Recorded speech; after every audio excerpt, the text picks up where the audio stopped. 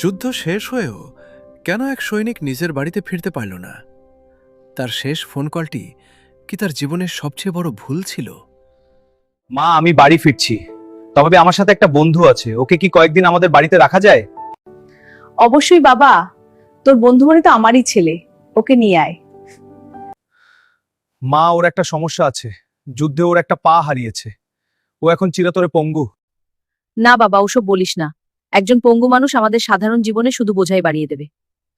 ওকে কোথাও রেখে তুই একা চলে আয়, আমরা তোকে অনেকদিন দেখিনি। ঠিক আছে মা, আমি বুঝতে পেরেছি।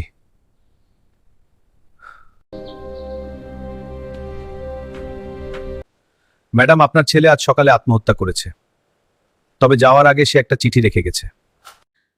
কেন? ও তো বাড়ি ফিরছিল। মা যখন মর্গে ছেলের মৃতদেহ দেখতে গেলেন, তিনি দেখলেন তার ছেলের একটি পা নেই। সেই পঙ্গু বন্ধু আসলে আর কেউ ছিল না, তার নিজের ছেলেই ছিল।